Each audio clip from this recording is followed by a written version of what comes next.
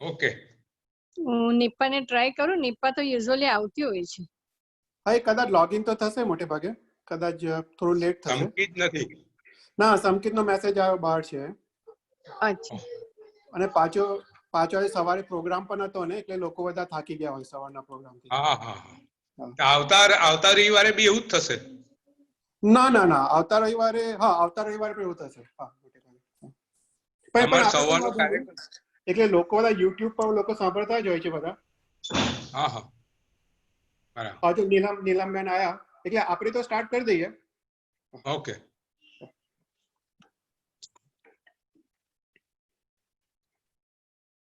પ્રવચન નંબર 20 મંગળ ગાનથી આપણે શરૂઆત કરશું.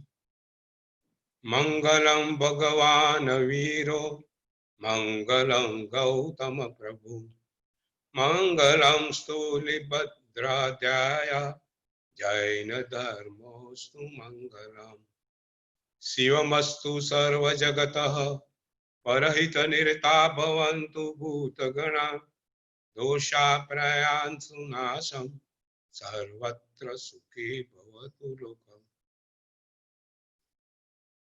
એક તો આજના પ્રવચન ચાલુ કરતા પહેલા હોસ્ટનમાં જે 2 ટેલેન્ટ ઇવનિંગ પતી ગઈ, ખૂબ અભિનંદનને પાત્ર છે. લોકોએ જે રીતે ભાગ લીધો, બાળકો જે રીતે તૈયાર હતા, મા બાપોએ જે બાળકોને તૈયાર કરવા મહેનત કરી, જે ઉત્સાહ બતાવ્યો, તેમજ જે ઓર્ગેનાઇઝેશન થયું, ખૂબ સરસ ઓર્ગેનાઇઝ હતું. એક બાળકોનું માનવા જેવું હતું. અહીંયા બી લોકોને બહુ આનંદ થયો કે અમેરિકામાં રહીને બાળકો આટલું બધું શીખે છે, આ રીતે બોલે છે. તબલા પર નાનો બાળક તબલા વગાડે, આપણને આનંદ થઈ જાય કે ત્યાં બી બાળકોને જો ટ્રેન કરવામાં આવે તો ક્યાં સુધી ટ્રેન થઈ જાય. ખૂબ સુંદર, બધાને અભિનંદનને પાત્ર છે. ઓર્ગેનાઇઝર્સથી માંડી અને દરેક, ખાસ તો સુરાનાબેનના, નીલમબેનના બંને બાળકો ખૂબ સુંદર બોલતા હતા. નીલમબેન, ખૂબ જ અભિનંદન. તમે તો મહેનત કરો છો, બાળકો પાસે બી સુંદર મહેનત કરાવો છો. ખૂબ સરસ, ખૂબ સરસ, ખૂબ સરસ. બધા મિહિરના બી બાળકો ખૂબ સુંદર, એક જણ, અમારો નક્ષથી માંડીને જેના નામ બોલીએ દરેક બાળકો ખૂબ સુંદર હતા. બધાને અભિનંદન, खूब खूब नीलम, अभिनंदन. सचमुच में नीलम, तुम्हारे बेटे ने बहुत मस्त किया. Thank you. Excellent excellent. It was great. सबने बहुत अच्छा किया. બધાને હુસ્ટન, મારા તરફથી હુસ્ટનના તરત બધા હોદ્દેદારો, કમિટી મેમ્બરો, તરત સમગ્ર સંઘને મારા ખૂબ ખૂબ અભિનંદન. આપણે એક સુંદર ઘટનાથી આજે શરૂઆત કરશું. કચ્છના એક ભાઈ, 17 વર્ષનો યુવાન, નામ ગુણસિંહ શાહ. 101 વર્ષ પહેલાની ઘટના છે. 1912 માં બનેલી આ વાત છે. ગુણસિંહ 17 વર્ષની ઉંમર, યુવાન, કચ્છનો યુવાન, મજબૂત મનનો, પણ શરીર બિલકુલ મજબૂત નહીં. એનું શરીર જોઈને યુવાની કેવું બી શરમ આવે. એના શરીરના હાડકા દેખાય અને એટલે સુધી રોગગ્રસ્ત થઈ ગયેલો કે ડોક્ટરોએ એને કહી દીધેલું કે હવે તારું આયુષ્ય 1-2 મહિનાનું છે. એટલી ખરાબ દશા. એ ચાલી ના શકે, બોલી ના શકે, એટલું બધું શરીરને એવો રોગ આવી ગયેલો, એને કશું ના થાય. પણ આ યુવાન બહુ હિંમત વાળો, ધર્મ અંદર બેસી ગયેલો, બરાબર ઓતપ્રોત થઈ ગયેલો. એને વિચાર કર્યો કે હવે તો મારું મૃત્યુ સાવ નજીક છે, તો છેલ્લે હું ગિરિરાજના દર્શન કરવા જાઉં. અને એ ગુણસિંહ ગિરિરાજના દર્શન કરવા આવ્યો. ત્યાં પહેલા કચ્છનો હતો, ત્યાં કચ્છના મહારાજ સાહેબ ત્યાં હતા. ત્યાં ગયો અને ત્યાં મહારાજ સાહેબને કીધું કે મને આજનો જે ઔષધ આપો અને મને ઉપવાસનું પચખાણ આપો. મહારાજ સાહેબ તો ઓળખતા હતા નહીં, એટલે મહારાજ સાહેબે તો એનું શરીર જોયું, એને બોલવાનો શ્રમ પડે, ઊભા રહેવાય નહીં. તરત ફસડાઈ પડે એવું લાગે એનું શરીર. મહારાજ સાહેબ કે તને ઔષધ નું આમાં તને કઈ ઔષધ લેવડાવાય નહીં કે તારે તો આરામ કરવાની જરૂર છે, તારે તો હોસ્પિટલમાં રહેવાની જરૂર છે. એટલે મહારાજ સાહેબ એને ઔષધ નહીં આપ્યો. મહારાજ સાહેબ ઔષધ નહીં આપ્યો એમને. તો એ ભાઈએ જાતે ઔષધ લઈ લીધો. પોતે ઉપાશ્રયમાં જાતે મહારાજ ના ગુરુ મહારાજ ના પાડી તો એમણે ઔષધ લઈ લીધો એ ભાઈએ, ગુણસિંહ ભાઈએ, અને ઉપવાસનું પચખાણ લીધું. જો સત્વ એવું છે ને એ શરીર જોતું નથી. એને આ ભાઈને પોતાને ખબર છે મારું મૃત્યુ નજીક છે, તો વિચાર કરે છે જો મારે આજે જ મારવાનો તો વીરથી ધર્મમાં કેમ ના મારું?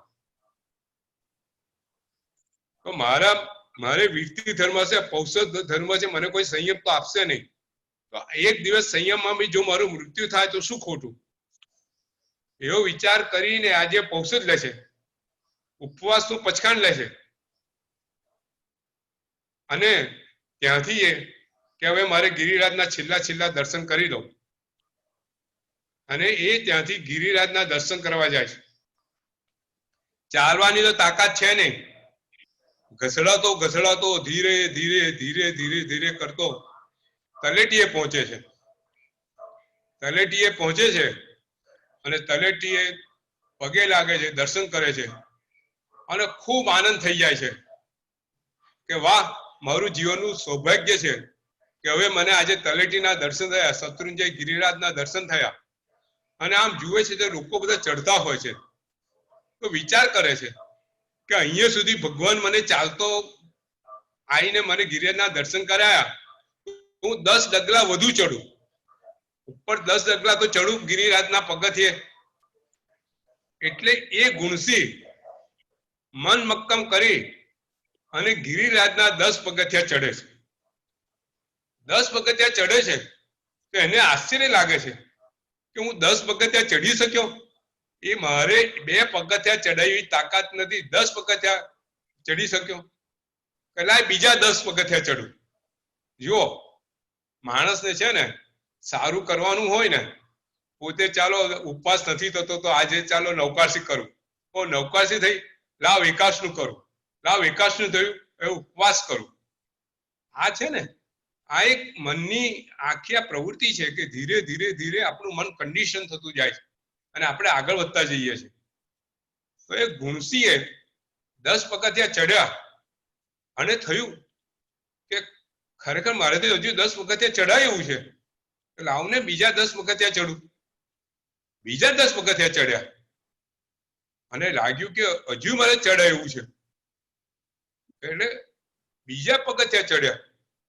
પગથિયા ચડતા એમને એવું લાગ્યું કે ખરેખર મને કોઈ ચડાઈ રહ્યું છે, આ ગિરિરાજ ભગવાનના દર્શન મને કોઈ કરાવવા માંગે છે, તો પછી હું કેમ ગિરિરાજના દર્શન ના કરું આજે? એમ કરતા એવી કોઈ શક્તિ, એવી કોઈ તાકાત આવી કે સીધા ગિરિરાજ ઉપર ચડી ગયા. જેને ઔષધ કરવા માટે ગુરુ મહારાજે પચખાણ નહીં આપ્યું, જેને ઉપવાસ કરી અને આજે ગિરિરાજ પર ચડી ગયા. અને એટલું નહીં, એમને વિચાર કર્યો કે જો ભગવાને મને એક જાત્રા કરી છે તો લાવને આજે બીજી જાત્રા કરું. અને શું બન્યું? ઉપવાસ કરીને એમને 3 જાત્રા કરી. જે માણસ એ દિવસે મૃત્યુના વિચાર લઈને આવેલો, ડોક્ટરે કીધેલું કે આ માણસ મરી જશે, કોઈ તાકાત નથી, એ આજે એક ઉપવાસ કરી 3 જાત્રા કરી. પછી સાંજે ઉપાશ્રયમાં આવ્યા. ગુરુ મહારાજને આશ્ચર્ય થયું કે આ ભયમાં પરિવર્તન કેવી રીતે આવ્યું. અને બીજે દિવસે ફરી ઉપવાસ. જુઓ માણસનું સત્વ કેવું હોય છે. અને એ દિવસે ઉપવાસ કરી અને 4 જાત્રા બાપરે કરીને 7 જાત્રા એમને કરી. અદ્ભુત પ્રસંગ. ગુણસિંહનું જીવન બદલાઈ ગયું. મનમાં થયું કે હવે મારે સંસારમાં રહીને કામ શું છે? એટલે ગુરુ મહારાજને કીધું કે તમે મને દીક્ષા આપો. એ ગુરુ મહારાજ કીધું કે જો ભાઈ તારો કોઈ અભ્યાસ છે નહીં, કોઈ અભ્યાસ નહીં ધર્મનો, કે તું પહેલા મહેસાણા જઈને અભ્યાસ કર. મહેસાણા જઈને 4 વર્ષ ગુણસિંહ અભ્યાસ કર્યો અને પછી 4 વર્ષ પછી 1916 એમને દીક્ષા લીધી.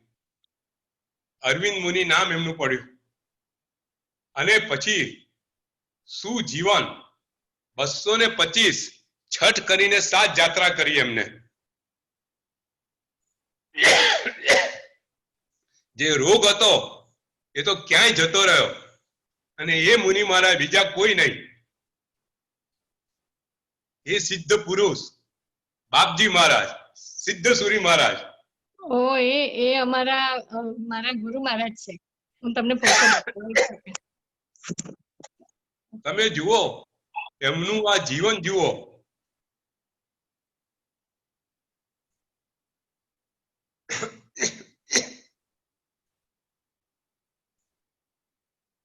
એમના જીવનના એક એક અદ્ભુત પ્રસંગો છે.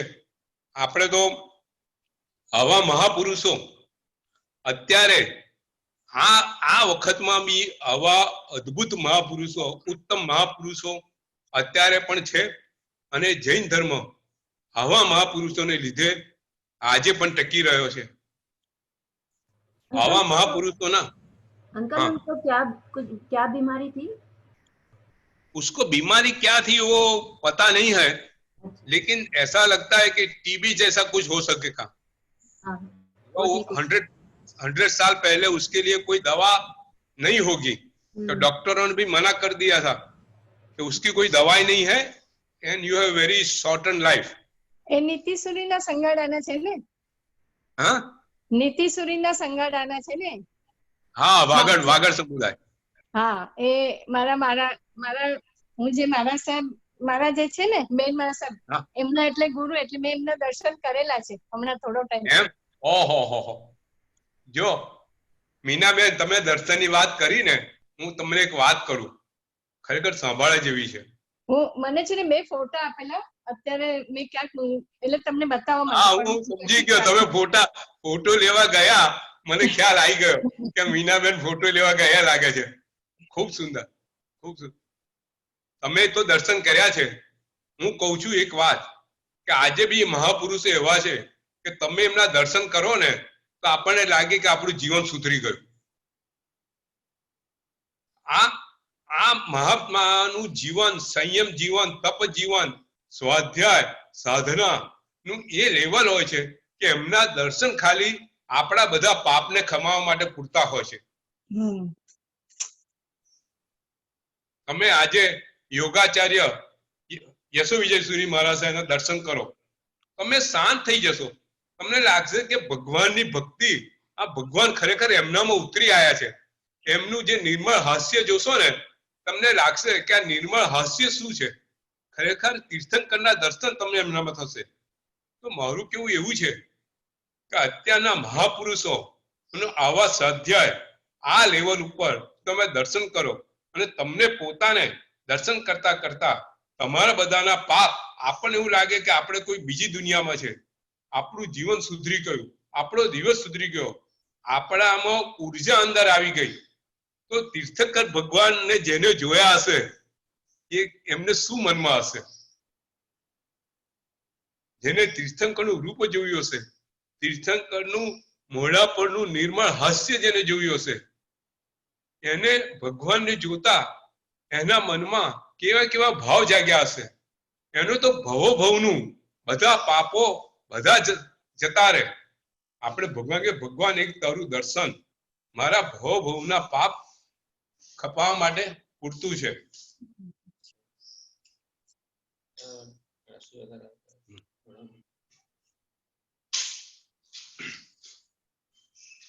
તો આ અગ્નિભૂતિ, આપણી વાત અગ્નિભૂતિની છે કે અગ્નિભૂતિ ભગવાનને જુએ છે, સમોસરમાં બેઠેલા ભગવાનને જુએ છે અને પોતાના બધો જે ભગવાનનો ગુસ્સો, ભગવાન તરફનો જે ગુસ્સો છે, ક્રોધ છે, એ બધો ક્યાંય જતો રહે છે। એને લાગે ઓહો આવું સુંદર રૂપ, આ ખરેખર સર્વજ્ઞ છે। અને પોતાની મનની શંકાઓ, અગ્નિભૂતિ મનની જે શંકાઓ છે ભગવાન એને કહે છે. અને એ આપણે એ વિષય પર આજે આપણે આગળ વધીએ છીએ કે અગ્નિભૂતિ, ભગવાન કહે છે અગ્નિભૂતિ તને કર્મના અસ્તિત્વ પર શંકા છે. આ જગતમાં કર્મ નામનું તત્વ છે કે નહીં, અને તને એ શંકા એને કારણે છે કે જગતની અંદર આત્મા જ એક તત્વ છે, બીજું કોઈ તત્વ પુરુષ આત્મા છે જે બધે વ્યાપ્ત છે, એવું તે વેદ વાક્યમાં વાંચેલું છે. અને એનો અર્થ તે એવો કર્યો છે કે વિશ્વમાં આત્મા સિવાય બીજું કોઈ તત્વ છે નહીં. એટલે કર્મનો અસ્તિત્વનો તે સ્વીકાર કર્યો નથી. તારા મનમાં એની શંકા છે, તો ભગવાન એને સમજાવતા કહે છે, એને અનુમાન પ્રત્યક્ષ એ રીતે ભગવાન એને સમજાવતા કહે છે કે તને કર્મ નથી દેખાતું, પણ જે જ્ઞાની પુરુષો છે, જેને આત્માથી, જે આત્માના જ્ઞાનથી જુએ છે, એને કર્મ વર્ગના રૂપે કર્મ દેખાય છે, પ્રત્યક્ષ રૂપે દેખાય છે.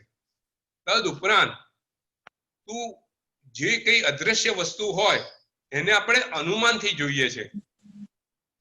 જે વસ્તુ ન દેખાતી હોય એ આપણને અનુમાનથી, એના કાર્યથી સમજાય. બરોબર છે? આપણે ગઈ વખતે આ વાત લીધેલી કે ભાઈ ધુમાડો છે તો અગ્નિ પ્રગટે એટલે ધુમાડો થાય, તો આપણે ધુમાડો દૂરથી જોઈએ તો આપણને ખ્યાલ આવે કે અહીંયા અગ્નિ છે. બરાબર છે?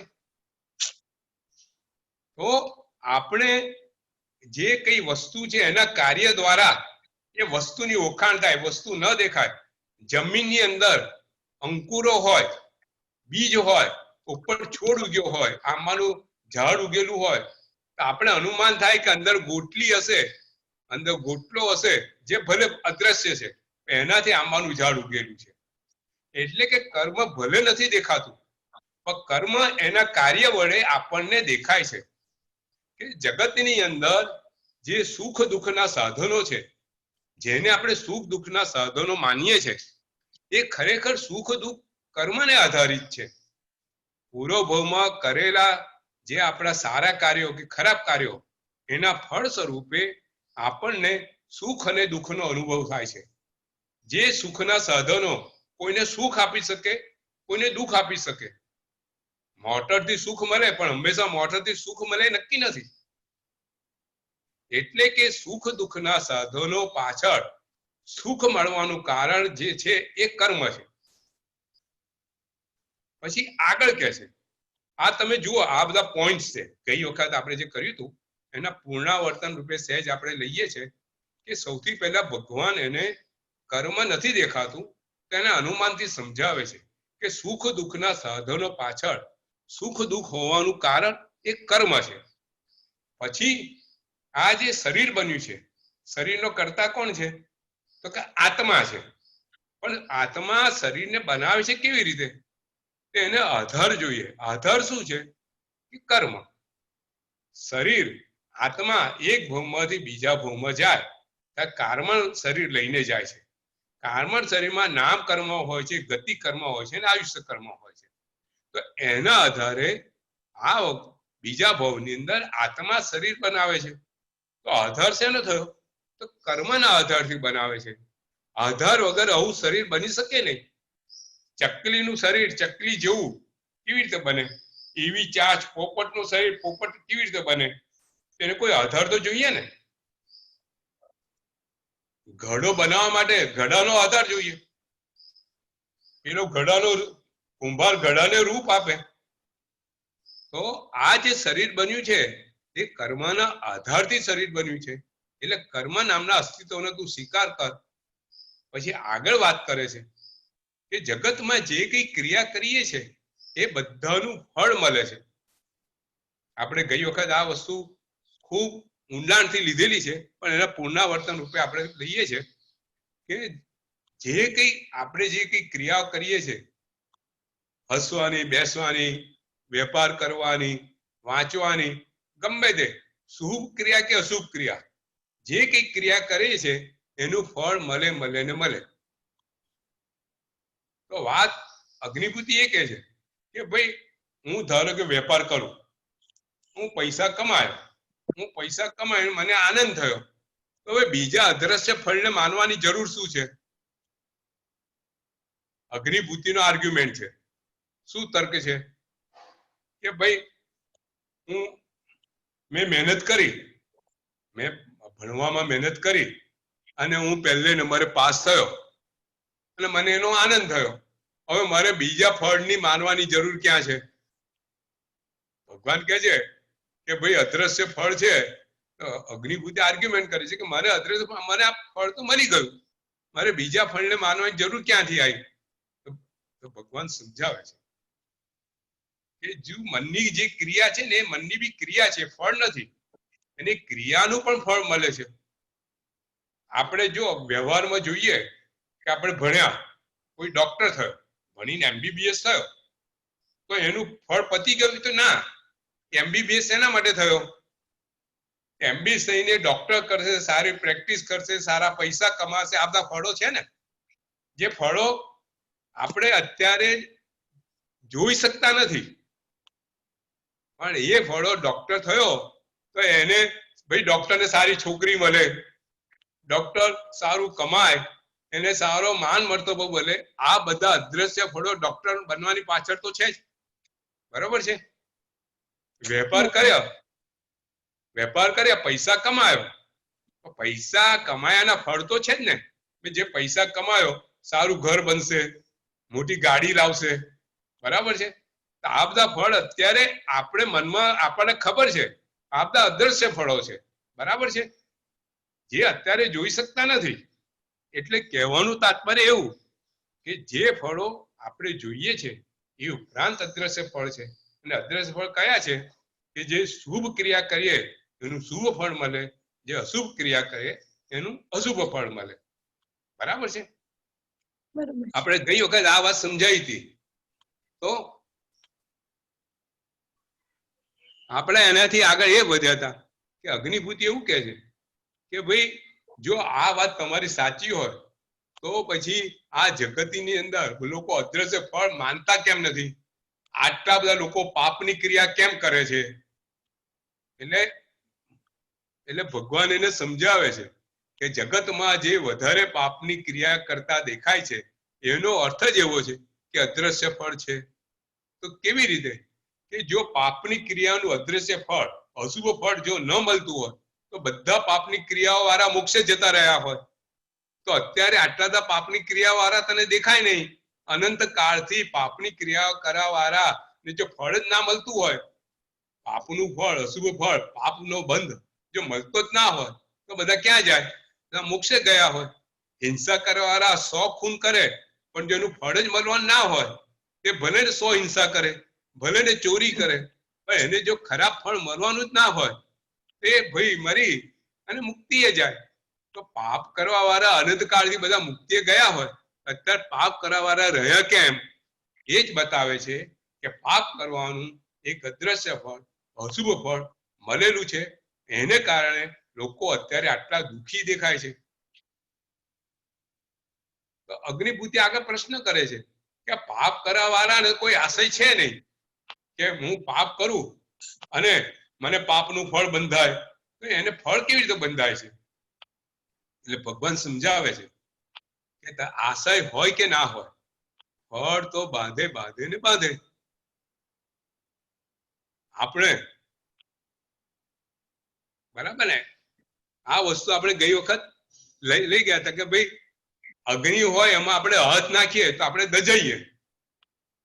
અગ્નિને આપણો ભલે આશય ના હોય કે મારો હાથ દાજો, અગ્નિમાં હાથ નાખો તો દજાવાનું થાય જ. એ કર્મ જે રીતનું બાંધ્યો છો એનું ફળ અવશ્ય મળે. અને અદ્રશ્ય ફળ મળે ને મળે, દ્રશ્ય ફળ કોઈ કારણસર ના મળે. તમે તમારી પાસે પુણ્ય હોય કે તમારે વેપાર કરવો છે, પુણ્ય હોય પણ તમે વેપાર ખોટા સમય ચાલુ કર્યો, તમે વેપારમાં ખોટી વસ્તુઓ લાવો તો પછી તમને જે રીતનો વેપારનો ફાયદો થવો જોઈએ ન મળે. બરાબર? અદ્રશ્ય ફળ જે છે વેપાર કરવાનું જે કઈ પાપ ક્રિયા છે એનું અદ્રશ્ય ફળ મળે અને મળે. બરાબર છે? હવે અગ્નિભૂતિ પૂછે છે કે આ કર્મ રૂપી છે કે અરૂપી? જો હવે કર્મના સ્વરૂપની વાત આવે છે, કર્મ રૂપી છે કે અરૂપી? એ ભગવાનને ટ્રેપ કરવા માંગે છે, હોશિયાર છે. ભગવાન કહે છે કે કર્મ રૂપી છે. કર્મ રૂપી છે ભગવાન કહે, કર્મ રૂપી એ રીતે છે કે કર્મનો આધાર લઈ અને આત્મા શરીર બનાવે છે. તો શરીર તો રૂપ રસ ગંધ વાળું છે, તો રૂપી માંથી જ રૂપી વસ્તુ બની શકે. એટલે કર્મ જે કાર્મન વર્ગણા છે, આ કર્મ એ કાર્મન વર્ગણાનું બનેલું છે, અને કાર્મન વર્ગણા રૂપ રસ ગંધ વાળી છે, પણ એટલી સૂક્ષ્મ છે કે આપણે જોઈ શકતા નથી. એટલે આપણને કાર્મન વર્ગણા નથી જોઈ શકતા, એટલા માટે એટલી સૂક્ષ્મ છે. બાકી કાર્મન વર્ગણા રૂપી છે, તો રૂપી માંથી જ રૂપી બને. તો અગ્નિભૂતિ એવું કે છે, તમે એવું કહો છો કે આ કર્મ રૂપી છે, તો આત્મા જે સુખ દુઃખનો અનુભવ કરે છે કર્મથી, તો આ સુખ દુઃખ તો અરૂપી છે. તો અરૂપીને કેવી રીતે અનુભવ થાય? રૂપીને રૂપી થાય તો આ રૂપીમાંથી અરૂપી કેવી રીતે જન્મ, સુખ દુઃખ જન્મ્યું? એટલે ભગવાન સમજાવે છે કે અગ્નિભૂતિ, આ જે સુખ દુઃખ છે એ આત્માનો સ્વભાવ છે, એ આત્માનો ગુણ છે. સુખ અને દુઃખ એ આત્માનો ગુણ છે, પદાર્થનો ગુણ નથી. સુખ અને દુઃખ શરીરને થતું નથી, એ આત્માને થાય છે. શરીરમાંથી જીવ નીકળી ગયો હોય તો શરીરને સુખ દુઃખનો અનુભવ થાય? ન થાય. ન થાય. તો સુખ દુઃખનો અનુભવ કોને થાય છે? આત્મા અંદર જે જીવ છે એને થાય છે કે શરીરને થાય છે? આત્મા. આત્માને થાય છે, બરોબર છે, પણ ખબર નહીં. ના ના, આ જગતની વાત છે. જો આપણે ત્યાં સુખ દુઃખ આપવા માટે કર્મને નિમિત્ત કારણ આપ્યું છે. કર્મો એવા નિમિત્ત ઉભા કરે કે તમને કાં તો સુખ મળે કાં તો દુઃખ મળે. તમને એવા પુણ્ય ઉભા કરે કે તમને સરસ ગાડી મળે. બરાબર છે? તમને એ સુખનો સુખ મળે, પણ સુખની અંદર રાચી જવું એ કોના હાથમાં છે? આપણા હાથમાં છે. હાથમાં છે. તમને ખબર છે કે મારા પુણ્યથી મને ગાડી મળી છે, પણ તમે એ વિચાર કરો પછી તમે બસ આ મારી ગાડી છે, હું કોઈને આપું નહીં, કોઈને ચલાવવા ના આપું, કોઈને લઈ ના જવો, મારી ગાડી છે, મોજશોખ માટે વાપરું. તો તમે એનો ઉપયોગ એ ઉપકરણ બનાવ્યું, પણ તમે એને બદલે ગાડીનો ઉપયોગ દેરાસર જવામાં, શાસનના કાર્યમાં વાપરો તો એ જ ગાડી તમારે અધિકરણ થઈ જાય, ઉપકરણ થઈ જાય. તો આપણે ત્યાં જે સુખના સાધનો છે એ જે કર્મ સંયોગો ઉભા કરે છે, એમાં સુખ માનવું કે દુઃખ માનવું એ આત્મા પર આધાર રાખે છે. ભગવાનને આપણે કેટલા દાખલા છે, એક નહીં અનેક દાખલા છે. ભગવાને ગોશાળાએ પગ નીચે સગડી કરી તો ભગવાનને સુખ થયું કે દુઃખ થયું? પેલા ગોવાળાએ ભગવાનના પગ નીચે સગડી કરી તો ભગવાનને સુખનો અનુભવ થયો કે દુઃખનો અનુભવ થયો? ભગવાનને તો એ જ શાંતિ હતી, એ ભાવમાં હતા. ભગવાનની નજર ક્યાં હતી? કે આ મારા કર્મો, અશુભ કર્મો અત્યારે નાશ પામી રહ્યા છે. તો અશુભ કર્મો નો જે નિર્જરા હતી એના પર ભગવાનની નજર હતી. તો ભગવાનને અશુભ કર્મના ઉદય વખતે દુઃખ નતું. બરોબર છે? પણ આપણને એવું નથી થતું. હા, તો આપણને એવું કેમ નથી થતું? આપણને દુઃખ આવે તો આપણે રડવા બેસીએ છીએ. જે અગ્નિભૂતિ કે છે એ વાત આપણામાં છે. આપણે સુખ દુઃખ શરીરનો ધર્મ માન્યો છે, આત્માનો ધર્મ નથી માન્યો. જ્યારે આ સુખ દુઃખ ને આત્માનો ધર્મ માનીશું ને ત્યારે આપણને સંસારના જે સંયોગો આપણને સુખ કે દુઃખ ક્યારે કરાવશે નહીં. આજે એવા મહાત્માઓ છે, કે જેને આપણે વચ્ચે આત્મારામજી મહારાજ સાહેબનો દાખલો જોયો હતો. એમને આંખનું ઓપરેશન હતું તો એ ડોક્ટરને કીધું કે તું વગર એનેસ્થેસિયા ઓપરેશન કર. રાઈટ. અરે આની વાત નહીં, હમણે 1 વર્ષ 1.5 વર્ષ પહેલા એક બેનની દીક્ષા હતી. તમે જુઓ, આપણે માનીએ છીએ ને આ સુધારાની જરૂર છે. આપણે આ ગણધરવાદની અંદર આપણે જે સુધારો લાવો છે ને એ આ લેવલનો લાવો છે. અગ્નિભૂતિ તો એક આપણા માટે એક પાત્ર, એક નિમિત્ત છે જે આપણને સમજાવે છે કે તમે તમારી માનસિક પરિસ્થિતિ આ રીતની છે. તમે શરીરના સંયોગોને જ તમે સુખ દુઃખના આધાર માન્યો છે, પણ સુખ દુઃખ તો નું કારણ કંઈક અલગ છે, એની તરફ તમે નજર રાખો. તો એ સાધ્વીજી મહારાજ સાહેબની દીક્ષા હતી. યંગ, મને કે 19-20 વર્ષની ઉંમર હશે, 18-19 વર્ષની. આ 1.5 વર્ષ પહેલા બનેલો પ્રસંગ છે અમદાવાદમાં. અને દીક્ષા વખતે દીક્ષા ચાલતી હતી. અચ્છા, એ નહાવા ગયા હતા અને માથા પર કશું તૂટી પડ્યું. તો હા, એ વોટ્સએપમાં આવેલું. अंकल ઉપર समझ ક્રેક થઈ नहीं ગઈ. आया अंकल તો બહેને વિચાર્યો, अंकल સીધા તો समझ ઓપરેશનમાં લઈ જવા પડ્યા કે જો એમને એનેસ્થેસિયા કરશું તો આ દીક્ષાનું મુહૂર્ત જતું રહેશે. તો બહેને કીધું મને એનેસ્થેસિયા વગર ઓપરેશન કરો. અને વગર એનેસ્થેસિયાએ આખું જે ચિરાયો હતો એ બધો ડોક્ટરે વગર એનેસ્થેસિયાએ પૂર્યો ઓપરેશન કર્યું. તો એ બહેને પોતાના શરીર, પોતાનું જે મન હતું એ શરીરમાંથી લઈ લીધું. પોતે શરીરથી અલગ છે એવી જે ભાવના, એમનો જે ભાવ હતો, એ અનુભૂતિ હતી, એ પોતે લાવ્યા ત્યારે આ શક્ય બન્યું ને. તો આ જે સુખ દુઃખનો જે અનુભવ છે એ જીવ કરે છે, એ આપણે અનુભૂતિના લેવલ પર લાવવાનું છે. અને જ્યારે આવશે ને ત્યારે આપણો આ માનવ જીવન સફળ થયું એવું માનવાનું. સાચી વાત અને છે. એના માટે બધા પ્રયત્ન કરવાના. એટલે અગ્નિભૂતિ કે છે કે હવે કે છે કે તો પછી અરૂપી છે. તમે કહો છો કે આત્મા અરૂપી છે, બરાબર છે. આત્મા અરૂપી છે તો અરૂપીને આ રૂપી એવા કર્મ સાથે સંબંધ કેવી રીતે છે, એનું સંયોજન કેવી રીતે છે? આપણે ત્યાં પ્રશ્ન આવ્યો હતો, આખો ગયા 2 વખત પહેલા પ્રશ્ન આવ્યો હતો કે ભાઈ જો કર્મ રૂપી છે તો આત્મા અરૂપી છે, એની સાથે સંબંધ કેવી રીતે?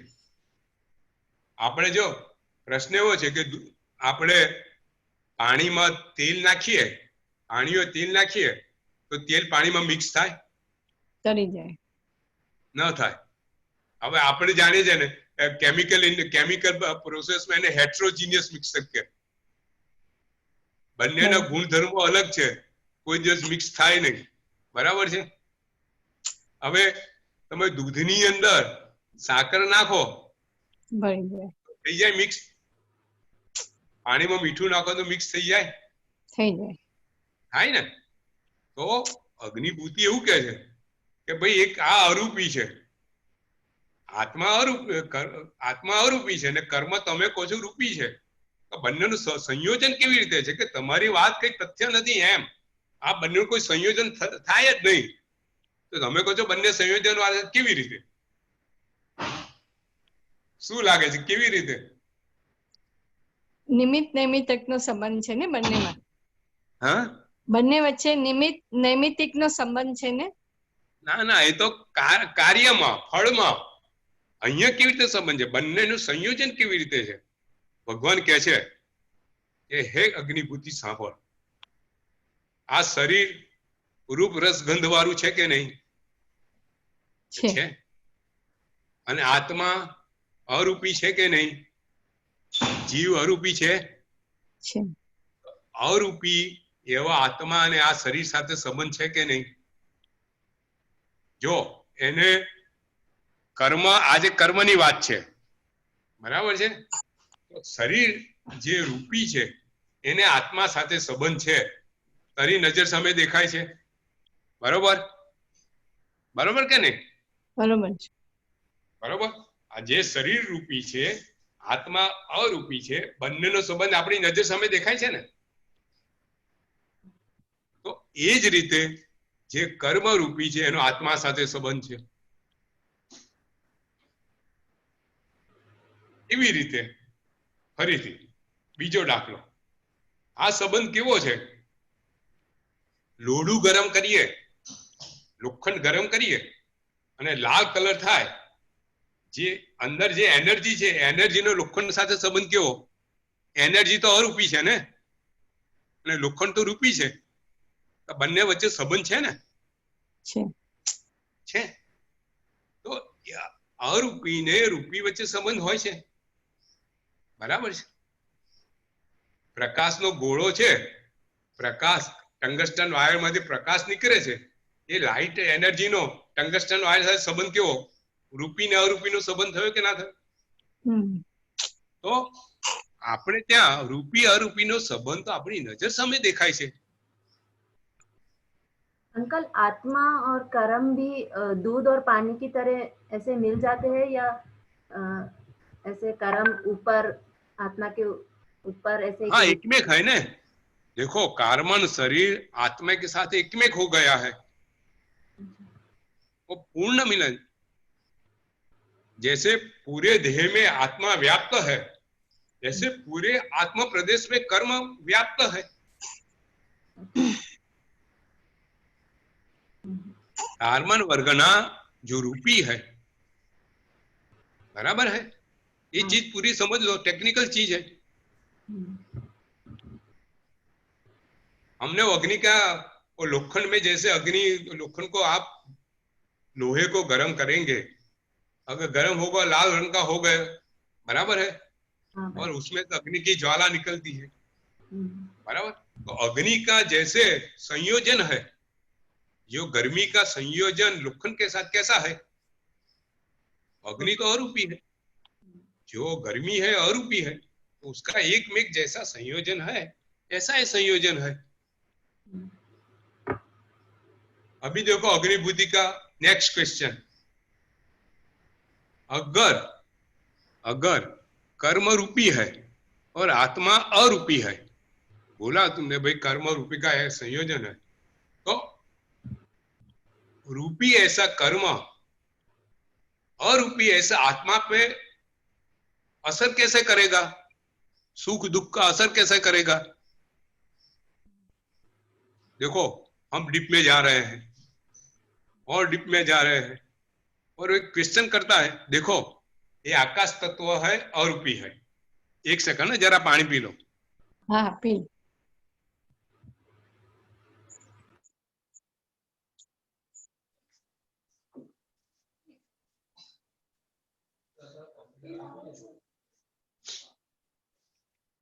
देखो, ये आकाश तत्व कैसा है? अरूपी है, बराबर है। अगर अग्नि हम प्रगति करेंगे तो अग्नि का असर आकाश तत्व पे होगा। अग्निभूति वो बोलता है अग्नि ये रूपी है, अग्नि ये रूपी है, ये रूपी का आकाश तत्व अरूपी है, तो रूपी का अरूपी पे तो कोई असर होता नहीं है। तो कर्म रूपी है तो आत्मा अरूपी है, तो उसपे असर कैसा होगा? तो आप जो बता रहे हैं कर्म रूपी है, वो सब गलत है। उसका कहने का मतलब ये है, अभी भगवान क्या जवाब देता है? देखो, भगवान अभी बताता है कि देखो आकाश है ना, अरूपी जरूर है, लेकिन उसमें चेतना तत्व नहीं है।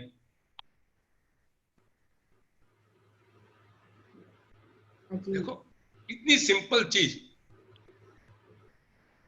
आकाश तत्व अरूपी जरूर है, लेकिन उसमें चैतन्य तत्व नहीं है।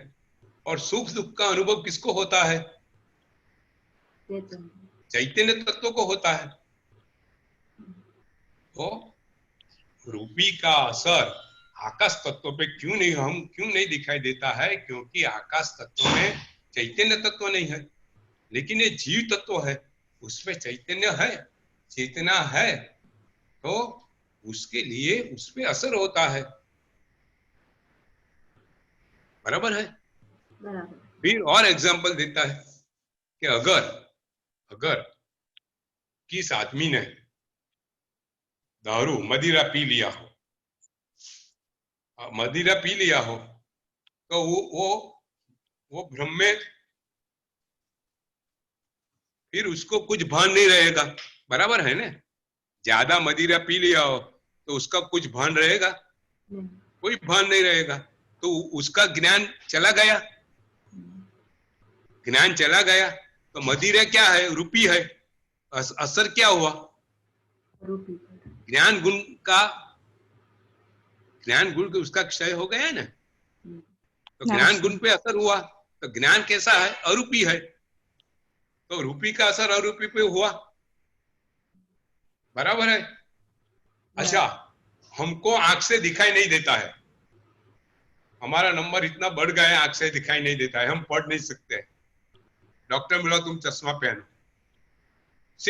मैं सिंपल एग्जांपल देता हूं। चश्मा क्या है? रूपी है, बराबर है। चश्मा तो रूपी है।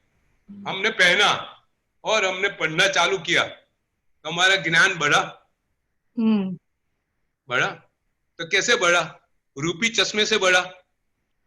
अगर चश्मा नहीं होता तो हम पढ़ नहीं सकते थे, बराबर है। तो रूपी तत्व से अरूपी पे असर हुआ, बराबर है। अरे हमको रास्ते में ठोकर लगी, हमको दुख हुआ, तो पत्थर तो रूपी है, और हमको जो लगी और हमको जो दुख हुआ वो तो अरूपी है, बराबर है। पैसा मिला, हमको आनंद हुआ, पैसा रूपी है और आनंद अरूपी है। तो जीव रूपी से ही सुख दुख का अनुभव करता है,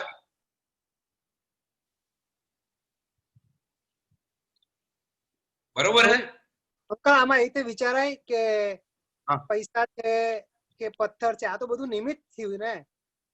હા, બરાબર છે, એમ રૂપીની જેમ જોવે છે ને, એ તો નિમિત્તને લીધે થયું છે. એ ખાલી એક નિમિત્ત બરાબર છે. છે, બિલકુલ સાચી. કર્મ સુખ દુઃખ આપવા માટે નિમિત્ત છે, પણ રૂપી ની અરૂપી પર અસર થાય છે. નિમિત્ત કારણ હોય પણ અસર થાય છે.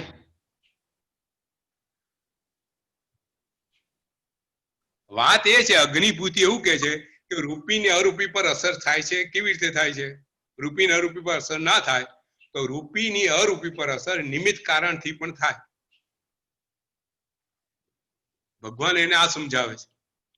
પહેલા જ કહી દીધું, સુખ દુઃખ નું કારણ માટે કર્મ નિમિત્ત કારણ છે, ઉપાદાન કારણ નથી, બરોબર છે. બરાબર બરાબર છે. બરાબર અંકલ. હા, ઓકે. હવે અગ્નિભૂતિ છેલ્લો પ્રયત્ન કરે છે કર્મ અસ્તિત્વને માનવા માટેનો, અને પૂછે છે કે ભાઈ આ જગતમાં જે બધી વિચિત્રતા બધી આપણે જોઈ રહ્યા છે, કર્મ આવ્યું ક્યાંથી? આપણે જગતમાં જે વિચિત્ર ઘટનાઓ બને છે એના પાછળ આ ભગવંતોએ, જ્ઞાની ભગવંતોએ ચિંતન કર્યું અને એમને કર્મ વર્ગણાઓ જોઈ, એ રીતે આવ્યું ને. તો કે આ બધું ચિત્ર વિચિત્ર બને છે, જે કઈ બને છે એને સ્વભાવરૂપ કેમ ના ગણીએ, એને કર્મ છે એવું માનવાની ક્યાં જરૂર? જેવી રીતે આકાશમાં વાદળ નવા નવા રૂપો ધારણ કરે છે, એ રીતે સંસારમાં જીવો બધા નવા નવા રૂપો ધારણ કરે. એમાં કર્મ ક્યાં વચમાં આવ્યું? હવે આ છેલ્લો બોલ ફેંકે છે, લાસ્ટ, એને આઉટ કરવા છે, એ છેલ્લો ગુગલી ફેંકે છે. એને સ્વભાવ જ માનો ને, આ વિશ્વનો સ્વભાવ જ આવો છે. કોઈ ચકલી જન્મે, કોઈ પુરુષ જન્મે, કોઈને સુખ થાય, કોઈને દુઃખ થાય, એમાં કર્મ માનવાનું કેમ? હવે એકદમ આજે આપણે બધા, તમે જો આપણે આ બધું જીવનમાં છે ને, આપણે આવું જ માનતા હોય છે. આપણે છે ને કર્મનો આધાર લેતા નથી. આપણા જીવનમાં કશું બનીએ તો ભાઈ આવું ચાલ્યા કરે, આવું તો બન્યા કરે એમ હશે. હવે વસ્તુ આવી છે તો આવું થાય એમ આપણે આ રીતે જ માનતા હોઈએ છીએ. હવે ભગવાન જવાબ આપે છે, સાંભળો, ખૂબ સુંદર જવાબ છે, અને કર્મના અસ્તિત્વ માટેનો આ છેલ્લો જવાબ છે. ખૂબ સુંદર જવાબ છે. ભગવાન કહે છે જે વાદળાનો તું દાખલો આપે છે, વાદળના રૂપો તો અનિયમિત છે, આ જ રૂપ ધારણ કરશે એવું ખબર નથી. બરાબર ને? વાદળના જે રૂપ છે એ કઈ પ્રી ડિટરમિન્ડ રૂપ નથી, એ કોઈ નિયત રૂપ નથી. પણ જ્યારે આત્મા જે શરીર બનાવે છે એ તો બિલકુલ નિયત રૂપથી બનાવે છે. એ ચકલીનું તો ચકલીનું શરીર બને, બરાબર ને? માણસ તો માણસનું શરીર હોય, સિંહ તો સિંહનું શરીર હોય. તો આ નિયત રીતે શરીર બનાવવું એ કઈ એમનેમ ના થઈ જાય. એ આધાર વગર આ રીતનું શરીર બને જ નહીં. એટલે એક એવા તત્વોનો આધાર લેવો પડે કે જેનાથી આવું શરીર બને છે. બરોબર? પછી બીજી વાત કે ધારો કે એવું કે આ સ્વભાવ છે, આ બધું સ્વાભાવિક ચાલ્યા કરે, તો સ્વભાવ એટલે શું? ભગવાન અગ્નિભૂતિને પૂછે છે કે આપણે કોઈ આ કહીએ છીએ ને કે આ વસ્તુનો સ્વભાવ જ આવો છે, તો સ્વભાવ એટલે શું? બરાબર છે? તો સ્વભાવ એવું માને કે વસ્તુનો ગુણ. સ્વભાવ એટલે કે ભાઈ આત્માનો ગુણ આવો છે. તો આત્માનો ગુણ કેવો છે? આત્મા તો અરૂપી છે. આત્માનો ગુણ તો હંમેશા આનંદમાં રહેવા વાળો છે. તો આત્માને દુઃખ ક્યાંથી આવ્યું? આત્માને દુઃખ આવ્યું કારણ કે સશરીરી છે. સશરીરી છે એટલે કર્મ એમાં નિમિત્ત બન્યું એટલે આત્માને દુઃખ આવ્યું. એટલે જે કઈ તું સ્વભાવથી કહે છે એ બી કર્મ કારણ છે. એટલે આ જગતમાં તારે કશું સ્વભાવ કે અકસ્માતથી કશું થતું નથી. જે બધું થાય છે કર્મને કારણસર થાય છે. અને ધારો કે કર્મનું અસ્તિત્વ નથી, માની લે, તો આ જગતમાં શું થાય? ધારો કે આપણી સામે પ્રશ્ન પૂછ્યો, આપણે એવું કહીએ કે જગતની અંદર કર્મ નામનું તત્વ જ નથી. ભગવાન છેલ્લે કહે છે કે હે અગ્નિભૂતિ તું માન કે આ કર્મ નામનું તત્વ નથી, તો શું થાય? તો જે જીવ છે એ બીજા ભાવમાં મર્યા પછી કર્મ લઈને જાય નહીં. બરોબર ને? કર્મ નામનું તત્વ નથી તો જીવનો મૃત્યુ થાય તો બીજા ભાવમાં કર્મ લઈને જાય નહીં. તો કર્મ લઈને ના જાય તો જીવ ક્યાં જાય? મોક્ષે જાય. બરાબર છે? તો બધા જીવો મોક્ષે ગયા હોય તો આ સંસાર જ ના રહે. બરાબર છે?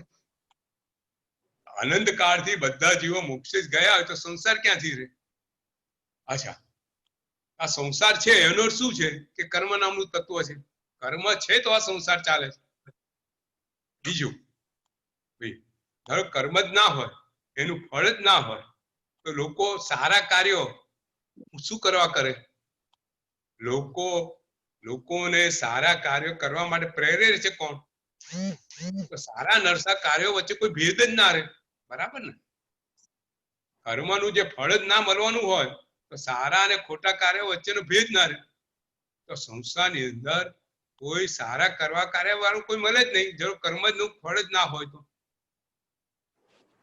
ત્રીજી વાત, જો કર્મ જ ના હોય તો મોક્ષે ગયેલા જીવો છે, કર્મ ના હોય તો મોક્ષે ગયેલા જે જીવો છે એ પાછા શરીર ધારણ કરે. એમને કર્મ તો જોઈતું નથી શરીર ધારણ કરવા માટે, પાછા બધા સંસારમાં આવે તો મુક્તિ જેવું કશું રહે નહીં. તો આ બધી આખી વિશ્વમાં અવ્યવસ્થા સર્જાય. તો આજે જે વિશ્વ જે વ્યવસ્થિત ચાલી રહ્યું છે એના માટે કર્મ એક કારણરૂપ છે. આજે જીવ જે કઈ કાર્ય કરે છે એનું જે ફળ ભોગવે છે એની પાછળનું કર્મ એક કારણ છે. ને એ હિસાબે આખો સંસાર ચાલે છે. બરોબર? આપણે ખૂબ ઊંડાણમાં ગયા છે, પણ આપણે એને કર્મના અસ્તિત્વનું આજે એટલે છેલ્લે હવે અગ્નિભૂતિ કહે છે તો પછી વેદ વાક્યમાં એવું કેમ લખ્યું કે પુરુષ એવદમ સર્વમ, આત્મા જ આખા વિશ્વમાં બધી જ આત્મા છે એવું કેમ લખ્યું? હવે એને જે મનમાં જે સંશય જે વાક્યથી થયો છે એનું એક ક્લેરિફિકેશન માંગે છે કે પુરુષ અવેદમ સર્વમ, એ વાક્યથી એના મનમાં સંશય હતો કે જગતની અંદર પુરુષ એટલે આત્મા સિવાય બીજું કોઈ તત્વ જ નથી, એટલે કર્મ નામનું કોઈ તત્વ નથી. ભગવાન કહે છે કે ખરેખર આ છે ને સ્તુતિ છે. કોઈનું પ્રશંસા કરવી હોય આપણે કોઈ માણસ ખૂબ જ હોશિયાર હોય, એકદમ ઇન્ટેલિજન્ટ હોય તો શું કહે કે ભાઈ આઈન્સ્ટાઈન જેવો છે, બરાબર છે, તો આઈન્સ્ટાઈન ઓછો થઈ ગયો.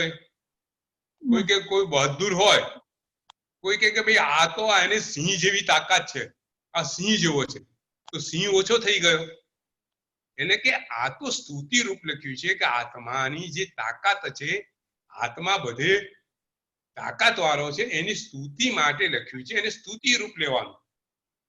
આપણે ત્યાં છે ને આ સાધવા જ છે કે કઈ અપેક્ષાએ કયું વાક્ય લખ્યું છે એનું તમે જુઓ તો તમને એનો અર્થ, અંદરનો અર્થ ખ્યાલ આવશે.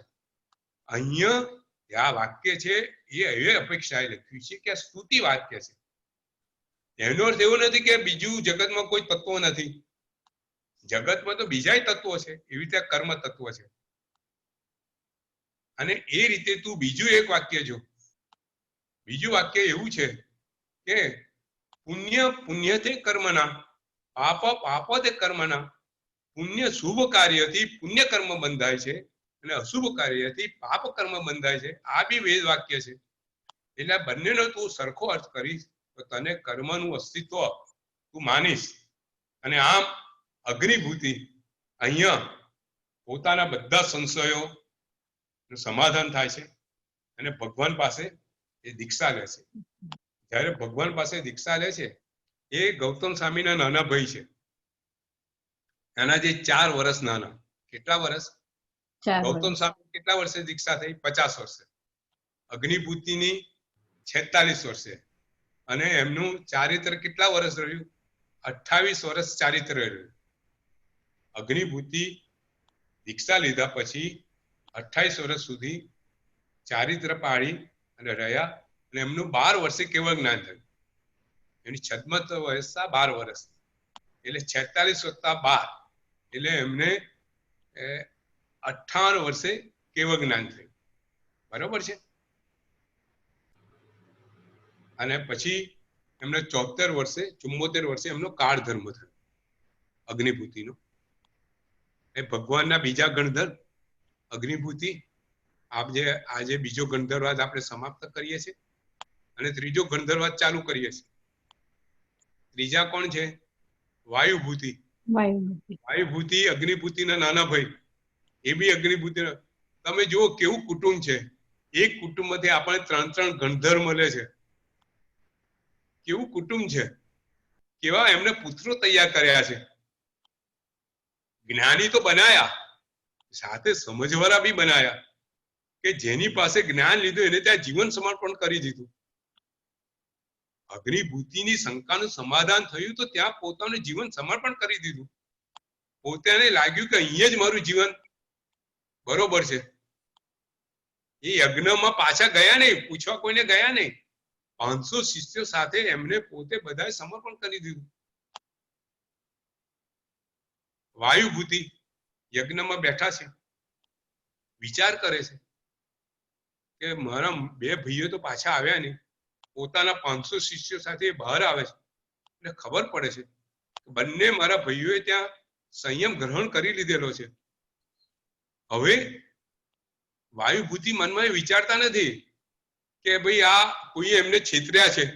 એમને પોતાના 2 ભાઈઓની તાકાત પર વિશ્વાસ છે કે ખરેખર મારા 2 મોટા ભાઈ આટલા હોશિયાર હતા, આટલું તો વેદનું જ્ઞાન ધરાવતા હતા અને એમને દીક્ષા લઈ લીધી, તો ખરેખર અહીંયા આ સર્વજ્ઞ પરમાત્મા લાગે છે, જે જૈન ધર્મના 24માં છેલ્લા તીર્થંકર લાગે છે. તો હું પણ ત્યાં જઉં, મારા સંશય મારી શંકાનું સમાધાન એમની પાસે જઈને કરું અને હું પણ ત્યાં દીક્ષા લઈ લઉં. જો હવે આખી વાત બદલાઈ ગઈ છે. અને વાયુભૂતિ ત્યાં ભગવાન પાસે આવે છે, પોતાના 500 શિષ્યો સાથે આવે છે અને સમોસરણ પાસે આવે છે અને ભગવાનને જોતા, ભગવાનનું રૂપ જોતા પોતે પોતાના સંશયનો વિચાર નથી કરી શકતા. એવું અદ્ભુત રૂપ છે ભગવાનનું, પોતે બધું ભૂલી જાય છે અને ત્યાં જ ભગવાન એને આવકાર આપે છે કે હે વાયુભૂતિ ગૌતમ, આપ સુખેથી તો આવ્યા અને આપણા મનમાં સંશય છે અને એનું સમાધાન આપણે જોઈએ છે. અને વાયુભૂતિના મનમાં કયો સંશય છે? વાયુભૂતિના મનમાં સંશય શું છે કે ભાઈ આ જે શરીર છે તે જ જીવ છે કે બંને ભિન્ન છે? જો તમે ઇન્દ્રબુદ્ધિનો સંશય શું હતો? આ જગતમાં આત્મા છે કે નહીં? આત્મા છે કે નહીં? બરાબર છે. એટલે જીવના અસ્તિત્વ પર સંશય હતો. અગ્નિભૂતિને આ જગતમાં કર્મ છે કે નહીં એના પર સંશય હતો. વાયુભૂતિને કયો સંશય છે કે આ જે જીવ છે, આ જે શરીર છે એ તે જ જીવ છે કે એનાથી ભિન્ન છે? જો એને જીવ છે કે એના પર સંશય નતો. એ શું માને છે કે જે જીવ છે એ જે શરીર છે, શરીરથી ભિન્ન જીવ છે નહીં. બરાબર છે. એટલે પછી ભગવાન એને કહે છે, જો ખૂબ ખૂબ સુંદર છે, તમે જોજો કેટલે સુધી આ નાનકડી વસ્તુમાં કેટલું ડીપ થિંકિંગ કર્યું છે. ખૂબ સુંદર અહીંયા ભગવાન એને વાત કરે છે વાયુભૂતિને કે હે વાયુભૂતિ, તમારા મનમાં સંશય છે કે આ જે જીવ છે એ શરીરથી ભિન્ન છે કે નહીં. પણ વાયુભૂતિ, એના પર ખરેખર તો આ જીવ શરીરથી ભિન્ન છે, પણ તમે આવો વિચાર કર્યો. વાયુભૂતિ શું વિચાર કરે છે? વાયુભૂતિ એવો વિચાર કરે છે કે આ જગતની અંદર આ જે મદિરા બને છે ને, દારૂ બને છે, એ કોઈ ફૂલ, કોઈ મહુડાના ફૂલ છે, ધાવડીના ફૂલ છે, ગોળ અને પાણી ભેગા કરવાથી દારૂ બન્યો. બરોબર છે. હવે આ દારૂ બન્યો, એમાં દારૂનો જે મદ્યનો, જે મદિરાનો જે ગુણ છે, લોકોને મતિભ્રમ કરવાનો જે ગુણ છે, આ તને ત્રણમાં તો દેખાતો નથી. જો ઇન્ટેલિજન્ટ છે એ શું વિચાર કરે છે કે ધાવડીના પુષ્પમાં, ગોળમાં અને પાણીમાં કોઈ મદિરાનો ગુણ દેખાતો નથી. બરાબર, દારૂનો કોઈ ગુણ દેખાતો નથી. આ ત્રણના સંયોજનથી તો દારૂ તો બન્યો. તો આવી રીતે જે પંચભૂત છે, પાંચ ભૂત, અગ્નિ, જળ, પૃથ્વી, વાયુ ને આકાશ, એ પાંચ ભૂતોમાં ભલે ચૈતન્યનો અંશ ના હોય, ભલે એમાં ચેતનાનો અંશ નથી, પણ જ્યારે પાંચ ભેગા થાય છે ત્યારે એમાં ચૈતન્ય તત્વ ઉત્પન્ન થાય છે. જો કેવું સાદી સીધી વાત, બરોબર કે નહીં? આજનું સાયન્સ શું માને છે? ચૈતન્ય તત્વ ક્યાં ઉત્પન્ન થાય છે? કે ભાઈ લાખો વર્ષ પહેલા, અબજો વર્ષ પહેલા મિથેન ગેસ પાણી સાથે સંયોજનમાં આવ્યો અને એમાંથી જીવ તત્વ ઉત્પન્ન થયું. જો વાયુભૂતિ જે કરે છે બિલકુલ સાયન્સની વાત કરે છે, 100%, કે પાંચ ભૂતોમાં ભલે ચૈતન્ય તત્વ નથી, પણ જેવી રીતે આ ત્રણ તત્વો મળે છે અને મદિરાનો ગુણ ઉત્પન્ન થાય છે, એવી રીતે પાંચ ભૂતો મળે છે અને મદિરાનો ગુણ ઉત્પન્ન થાય છે. એવી રીતે ચૈતન્ય તત્વ ઉત્પન્ન થાય છે. આવું વાયુભૂતિ, ભગવાન કહે છે વાયુભૂતિ ત્યાં વિચાર કર્યો છે અને તે એના બધું વિચાર કરતા તને એવું થયું કે આ જીવ અને શરીર બંને એક જ છે. વાયુભૂતિ પણ 4 વર્ષ નાના છે, અગ્નિભૂતિથી 4 વર્ષ નાના છે. એટલે જયારે તાર 42 વર્ષના યુવાન છે એ ત્યાં આવે છે, આ એમના મનમાં દ્વિધા છે અને છતાં તે બીજું વેદ વાક્ય વાંચ્યું.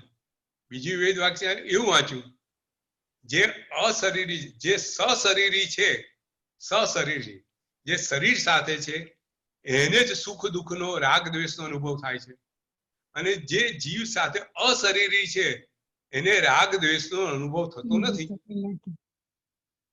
હવે આનો અર્થ એવો થયો કે જે જીવ શરીર સાથે છે એને રાગ દ્વેષનો અનુભવ થાય છે, અને જે જીવ શરીર વગરનો છે એને રાગ દ્વેષનો અનુભવ થતો નથી. એનો અર્થ શું થયો કે જીવ અને શરીર બંને અલગ અલગ છે. ફરીથી જે જીવ જે શરીર સાથે છે, જે શરીર સાથે છે એને રાગ દ્વેષનો અનુભવ થાય છે. એટલે જે શરીર સાથે છે એટલે શરીરથી અલગ થયું ને. જીવ શરીર સાથે હોય તો રાગ દ્વેષનો અનુભવ થાય, અને જીવ શરીર સાથે ન હોય તો રાગ દ્વેષનો અનુભવ ના થાય. એટલે શરીર અને જીવ બંને અલગ અલગ થયા. બરોબર છે? તો કે વેદ વાક્યમાં તે આ પણ વાંચ્યું અને આવું પણ વાંચ્યું કે ભાઈ પંચભૂતોનો સમુદાય જ્યારે ભેગો થાય ત્યારે જ એમાં જીવ તત્વ ઉત્પન્ન થાય છે. તો બેમાંથી સાચું શું? આ તને સંશય થયો. આ સંશયનો ઉત્તર આ છે. ભગવાન એનો ઉત્તર આપે છે. આપણે થોડું લઈશું આગળ, જેથી આવતી વખત આપણે વાયુભૂતિનું આવતી વખત એકમાં પતાય. જેવી રીતે અગ્નિભૂતિનું આપણે અડધું અડધું કર્યું, પણ એક પ્રવચનમાં અગ્નિભૂતિ પતાયું, એટલે વાયુભૂતિ એવી રીતે આપણે આગળ વધશું. થોડું 5 મિનિટ વધારે લઈશું. તો ભગવાન એને સમજાવે છે કે વાયુભૂતિ, તું આ વાત સમજ કે રેતીમાં તેલ ના હોય, રેતીના એક કણમાં તેલનો અંશ પણ નથી. બરોબર છે? તો રેતીનો અઢળક કણ ભેગા કરો અને એને પી લો તો એમાંથી તેલ નીકળે ના નીકળે. હવે તમે જુઓ, અગ્નિભૂતિનો દાખલો બી જબરજસ્ત છે. અગ્નિભૂતિનો દાખલો કેવો છે કે આ 3 વસ્તુ ભેગા કરીને જીત, એમાં આ ગુણ ઉત્પન્ન થયો તો 5 ભેગા જીત તત્વ ઉત્પન્ન થયું. તમે માની લો ને, એમાં બીજું કઈ માનવાની ક્યાં જરૂર છે? ભગવાન સમજાવે છે કે જો રેતીમાં તેલ નથી, તેલનો અંશ બી નથી, તો ગમે તેટલી રેતી ભેગી કરો અને પી લો તો તેલ નીકળે ના. હવે તલની અંદર નાનકડો બી તલનો અંશ છે, તો તલને તમે પી લો છો તો તેલ નીકળે છે. તો એ રીતે આ જે 3 વસ્તુ જે પસંદ કરી, એમાં મદિરા બનાવવાનો ગુણના અંશ છે. ધારો કે તે પુષ્પ લીધું, પુષ્પની અંદર એવો ગુણ છે કે મસ્તકને ભ્રમિત કરે, એને માનસિક ઇફેક્ટ થાય એવા ગુણ છે. મહુડાનો બી એવો ગુણ છે. ભાઈ ગોળ કેમ લીધો? તો ગોળમાં બી એવા ગુણ છે કે જેથી સંયોજન હિસાબે બંને અતૃપ્તિ તમને પેદા કરે, અને પાણીની હિસાબે પેય રૂપ બને, પીવા રૂપ બને.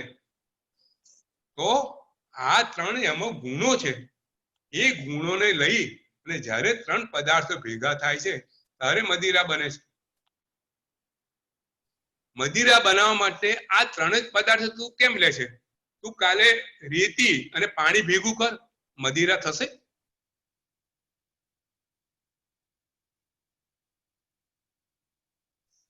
તો રેતી ને પાણી ભેગું કરવાથી ક્યારે મદિરા નહીં થાય. મદિરા લેવા માટે આ 3 જ વસ્તુ એવી જગતની અંદર, એમાં જે ગુણ હોય ને એ જ વસ્તુ પસંદ કરવામાં આવે છે બનાવવા માટે. ઘડો બનાવવા માટે માટી કેમ પસંદ કરે છે? કે માટીમાં એ ગુણ છે ઘડો બનવાનો. બરોબર કે નહીં? મીનાબેન, બરોબર છે. બરોબર છે? ખ્યાલ આવે છે ને? હા હા હા.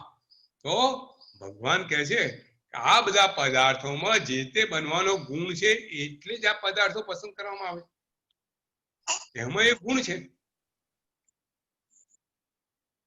તો તું જે વાત કરે છે કે પંચભૂતોમાં જીવ નથી, જીવનો ગુણ નથી, ને પંચ પદાર્થો ભેગા કરવામાં આવે છે અને જીવ બને છે, તો કાં તો એમાં તારે જીવ ગુણનો સ્વીકાર કરવો પડે. તો પછી આપણે હવે વાયુ બુદ્ધિ પ્રશ્ન કરે છે, તો આપણે એમાં બધામાં ચૈતન્યનો અંશ માનીએ, એમાં ખોટું શું? પહેલા એવું કે છે કે એમાં ચૈતન્યનો અંશ નથી, ભેગા થાય છે ત્યારે ઉત્પન્ન થાય છે. હવે એવું કે છે કે એમાં બધામાં ચૈતન્યનો અંશ છે માની લો, એમાં ખોટું શું છે? એ ચૈતન્ય અંશ ભેગા થાય અને ચૈતન્ય એમાં પેદા થયું ભેગા થઈને. ભગવાન કહે છે કે જો આ પંચભૂતો ભેગા થઈને શરીર બન્યું અને એ જ શરીર એ જ જીવ છે, તો જ્યારે આ શરીરમાંથી જીવ જતો રહે છે, આ શરીરમાંથી જીવ જતો રહે છે, ત્યારે એમાં આ બધા ગુણો ક્યાં ગયા? જો શરીરમાં જ આ બધા ગુણો હોય, આ જીવ જતો કેમ રહે છે? એમાંથી આ બધા ગુણો જતા કેમ રહે છે? ચૈતન્ય ગુણ કેમ જતો રહે છે? એનો અર્થ કે ચૈતન્ય એ શરીરથી ભિન્ન છે. અને તું એવું માનતો હોય કે વાયુથી જે મળદું છે, મળદામાં ચૈતન્ય ગુણ નથી, એનો અર્થ કે શરીરમાં ચૈતન્ય ગુણ નથી. બરાબર ને? જો ચૈતન્ય ગુણ શરીરમાં હોય તો મળદું બન્યું કેવી રીતે? અચ્છા, તું એવું માનતો હોય કે આ શરીર છે એમાં વાયુ તત્વ જતું રહ્યું એટલે એને ચૈતન્ય ગુણ ગયો, તો તેમાં તું વાયુ ઉમેર. એવું મળદું બન્યા પછી તમે ગમે તેટલું ઓક્સિજન આપો, ફરીથી જીવન નહીં થાય, મળદું જ રહેશે. સારું, તો અગ્નિ તત્વો ઉમેર, એને તું ગરમ રાખ તો મરી જશે. એને તું ખોરાક આપ, ખોરાક નહીં ગ્રહણ કરે. એનો અર્થ એવો કે આ કોઈ તત્વમાં ચૈતન્ય તત્વ છે નહીં, અને આ જે શરીર છે એમાં જે ચૈતન્ય તત્વ છે એ બહારથી આવે છે, અને એ ચૈતન્ય તત્વ શરીર બનાવે છે, અને ચૈતન્ય તત્વ આ શરીરથી ભિન્ન છે. બરોબર છે? બરોબર. કોઈ પ્રશ્ન અહીંયા કોઈને બી?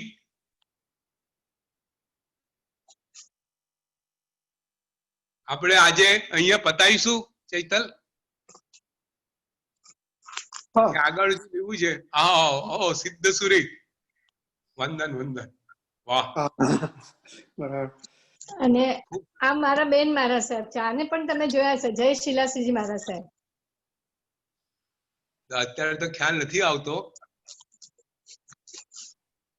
મેં સિદ્ધેશ્વરી મારા નથી જોયા. તમે? સોરી. આમાં એટલે બીજા છે ને, નંદીવર્ધનાસિંહજી મહારાજ સાહેબ, આ નંદીવર્ધનાસિંહજી મહારાજ સાહેબ છે, આ જય શીલાસિંહ. એટલે અને મેં બેન મારા સાહેબ માનેલા છે. ઓહો, અત્યારે ક્યાં છે નંદીવર્ધન? એ લોકો બધા છે ને અત્યારે સુરતમાં જ છે. એ અમારે ત્યાં મોટે ભાગે આવવાના હતા વડોદરા ચાતુર્માસ માટે. બધું બંધ રહ્યું ને અમારે ત્યાં ચાતુર્માસમાં આચાર્ય વિમલપ્રભ આવે છે, વાગડ સમુદાયના કલાપુણાના આચાર્ય વિમલપ્રભ. એમની સાથે આ લોકોનું વાગડ સમુદાયના સાધુજી મહારાજ સાહેબ આવવાના છે. કયા મહારાજ સાહેબ? હવે અત્યારે એ લોકો છે ને કરજણ છે, મોટે ભાગે કરજણ થી આવશે. વિમલપ્રભ મહારાજ સાથે મારે અઠવાડિયામાં 3-4 વખત વાતચીત થાય. હા, કશું બી વડોદરાનું કામ હોય તો મને ફોન કરે, પંકજભાઈ આ કામ છે જરા. બરોબર છે. અને એવાની સાથે જ વાત કરે કે એમને ખબર હોય કે આ શ્રાવક આપણું કરે એવા છે, એ લોકો સાથે જ એ લોકો વાતો કરે. હા, બરાબર છે. એ તો આપણું પુણ્ય છે ને, આપણને યાદ કરે. સરસ. કોઈ પ્રશ્ન છે? नीलमबेन, अंकल कुछ क्वेश्चन? आज का तो सब समझ में आया अंकल. एक जनरल क्वेश्चन था. हाँ अंकल, क्वेश्चन था बोलो. जब हमारे निमित्त के वजह से हमारे साथ जब कोई कुछ बुरा होता है तो हम जनरली बोलते हैं कि हमारे अशुभ कर्म का उदय था, तो निमित्त की वजह से हमको ऐसे हुआ। तो निमित्त के भी कर्म बनते हैं क्या? हाँ, देखो कर्म की ये परंपरा क्या है। अच्छा, ये मैं एक चीज लेने का रह गया मेरा, ये अच्छा हुआ आपने याद किया। वो अग्निभूति प्रश्न करता है कि कर्म शरीर के साथ कब से है। हाँ, आपका प्रश्न थोड़ा उससे ताल्लुक रखता है, लेकिन मैं बहुत बहुत बढ़िया क्वेश्चन है। अग्निभूति का जो प्रश्न था वो ऐसा था कि कर्म कब से है आत्मा के साथ। उसका प्रश्न ये है कि अगर आत्मा पहला है कि कर्म प्रथम है, ये विश्व में आत्मा प्रथम है कि कर्म प्रथम है? दोनों साथ में ही चल रहे हैं। और अगर आप दोनों साथ में है, दोनों साथ में उत्पन्न हुए, आत्मा पहला उत्पन्न हुआ, कर्म पहला उत्पन्न हुआ, कि दोनों साथ में उत्पन्न हुए भगवान। और वो बताता है अगर हम तीनों चीज मानेंगे तो सब में दोष है। अग्निभूति खुद बताता है भगवान को कि भाई देखो, हम पहले आत्मा मानेंगे कि आत्मा का विश्व में पहले आत्मा हुआ, उत्पन्न हुआ, तो फिर आत्मा उत्पन्न तक कर्म नहीं था, तो आत्मा तो मुक्त हुआ, तो फिर कर्म उससे लगा कैसे? बराबर है। अगर आत्मा पहले हुआ, कर्म नहीं थे, तो आत्मा कैसा था? मुक्त था, तो उसको कर्म लगा कैसे? अगर कर्म पहले हुआ और आत्मा बाद में हुआ, अगर कर्म पहले हुआ तो कर्म, आत्मा के बगैर कर्म तो होता नहीं है। कर्म क्या है? आत्मा जब कार्बन पुद्गल को इकट्ठा ग्रहण करता है तब वो कर्म बनता है। तो आत्मा नहीं था तो कर्म का अस्तित्व होना ही संभव नहीं है। अच्छा, अगर दोनों साथ में हुए, तो दोनों साथ में उत्पन्न हुए तो दोनों दोष लगेगा उसको कि ये भी इंडिपेंडेंट है, ये भी इंडिपेंडेंट है। तो फिर क्या है? देखो देखो एक क्वेश्चन, और पूरा संसार का जो स्वरूप है ये जवाब है उसका। बोलता है, भगवान बताता है कि अग्निभूति ये है, ये परंपरा है, ये अनंत काल से आत्मा और कर्म की ये परंपरा चली आती है। जैसे आप पहले क्या बोलेंगे, ये और कुकड़ा और मरगा और अंडा का है, पहले पहले अंडा हुआ है क्या मुर्गा हुआ? कोई जवाब नहीं है। पहले आंबा का गुठली हुआ क्या आंबा हुआ? उसका कोई जवाब नहीं है। ये अनंत काल से परंपरा चली आ रही है। ये विश्व ऐसे ही चलता है। ये अनंत काल से जो परंपरा है उसमें कोई पहला कोई दूसरा ऐसा कोई क्वेश्चन ही नहीं है। तुम्हारा क्वेश्चन ही अयोग्य है। ये परंपरा अनादिकाल से चली आती है। पहले जो हमने एक बार बोला था कि जीव जो अव्यवहार राशि में जो जीव है वो कर्मों के साथ ही है। कर्मों के साथ, आत्मा के साथ एक कर्मों लगा हुआ है आत्मा को, और व्यवहार राशि में से कर्म उससे लगे हुए हैं, और अनंत कालीन ये परंपरा चली रही है। अभी अभी अभी नीलम बहन का क्वेश्चन आता है, अभी क्या होता है, ये आप उसकी जो टेक्निकलिटी है, कैसे प्रोसेस है, वो मैं समझाना चाहता हूं कि आत्मा को तो कर्म लगा है। जब कर्म उदय में आता है, जब कर्म वो निमित्त है, हमको सुख या दुख देने का वो साधन है, वो निमित्त है। तो हमको सुख और दुख, देखो हम रास्ते में जा रहे हैं, हमारे हाथ में पाकिट है, तो कोई चोर ने पाकिट हमारे से ले लिया, बराबर है। अभी आपकी जो प्रतिक्रिया आएगी ने, अभी ये संयोग है, तुम्हारे हाथ में से पाकिट का चोर को ले लेना, ये आपका कर्म का उदय है, बराबर है। अभी कर्म का उदय है। कर्म का उदय क्या है? चोर ने आपके हाथ में से पाकिट ले लिया।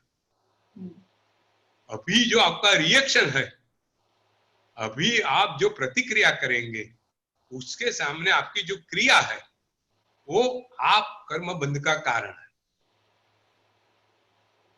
जो नए कर्म आप बांधेंगे, ये आप जो क्रिया कर रहे हैं उसके फलस्वरूप नए कर्म बांधेंगे। ये आप बात समझ लो, बराबर है। अभी हाँ, लेकिन उस चोर के भी क्योंकि हमारे कर्म के उदय थे, इसलिए उसने ऐसे किया, तो चोर के भी कर्म बंधे बंधे होंगे। हाँ, अभी छोड़े, अभी हम हमारी बात करेंगे पहले। हमारा रिएक्शन क्या है? अगर हम हर एक का रिएक्शन अलग होता है। हर एक का रिएक्शन एक सरीखा होता है? नहीं, हर एक का रिएक्शन अलग अलग होता है, बराबर है। कोई उसके पीछे दौड़ेगा, उसको पकड़ लेगा, उसको मारेगा। अगर अगर अगर कोई दूसरा होगा, वो सोचेगा अगर पाकिट गया तो गया, मेरी जान तो बची, मैं उसके पीछे जाऊं, वो मुझको मार देगा तो। तीसरा सोचेगा इसमें पैसा भी नहीं था, गया तो गया। और जो जिसको कर्म का अनुबंध का पता है, वो क्या सोचेगा कि मेरा कर्म का उदय ऐसा था, मेरा पाकिट चला गया, उसके पीछे क्या जानेगा, पैसे तो फिर से मेरा पुण्य उदय होगा तो आ जाएगा। वो उपसम भाव धारण करेगा, उसको चोर के प्रति नहीं द्वेष होगा। देखो, हम कभी कभी मंदिर में जाते हैं, ऐसा इंडिया में बहुत होता है, चंपल चले जाते हैं, चंपल चले जाते हैं, तो हर एक की रिएक्शन सही होती, सेम होती है? नहीं नहीं, कोई गाली भी देगा कि देखो यहाँ कैसे लोग आते हैं। हमारे वहां एक बढ़िया एग्जाम्पल है, मैं आपको बताऊं, बहुत बढ़िया प्रश्न है। एक ये सही घटना है। एक सेठ, मैं अभी नाम भूल गया, वो प्रतिक्रमण कर रहे थे। प्रतिक्रमण में सब बैठे थे, उसके नजदीक श्रावक बैठा था,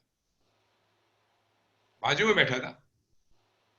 तो ये सेठ ने अपना सोना का हार प्रतिक्रमण करते समय अपने वो जो वस्त्र है उस